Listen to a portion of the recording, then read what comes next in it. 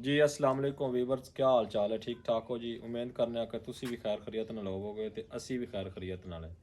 अज दा जनाब साडी स्टोरी है मौसीकी प्रोग्राम, जिहदे विच साडे नाल तावन कीता जी बाबा मोहम्मद यार, मोहम्मद अरशद उर्फ अच्छू ते चाचा इकबाल बुआणे वाला जी। ये सारे बंदे जी बुआणे दे ने।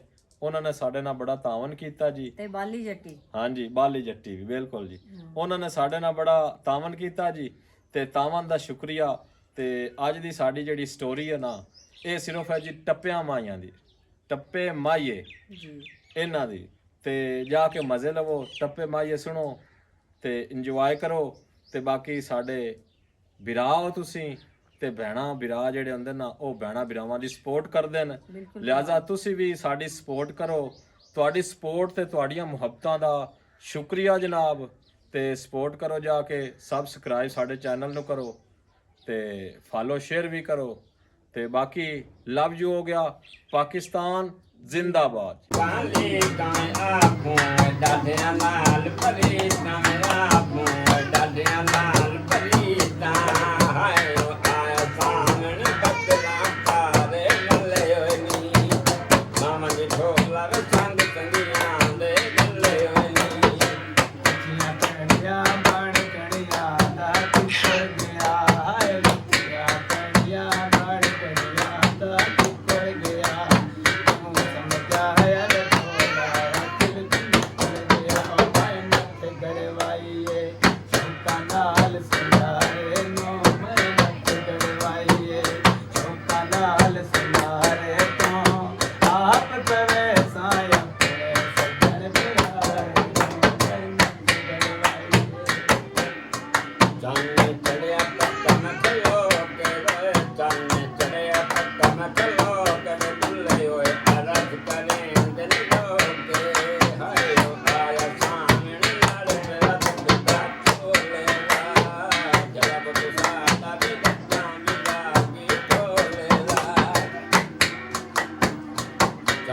ਚੜਿਆ ਨੈਣ ਪਰਾਣ ਰੋਏ ਚੰਨ ਚੜਿਆ ਨੈਣ ਪਰਾਣ ਵਿੱਚ ਟੀਆਂ ਵੇ ਗੱਲਾਂ ਬਣਾ ਲੈ ਕਾਣ ਵਿੱਚ ਟੀਆਂ ਵੇ ਗੱਲਾਂ ਬਣਾ ਲੈ ਕਾਣ ਹਾਏ ਆਇਆ ਸਾਹਮਣੇ ਬੱਦਲਾ ਚਾਰੇ ਲੱਲੇ ਹੋਏ ਨੀ ਨਾਮ ਨੇ ਢੋਲਾ ਵੇ ਸੰਗ ਸੰਗੀਆਂ ਲੱਲੇ ਹੋਏ ਨੀ ਇਹ ਜਵਾਬ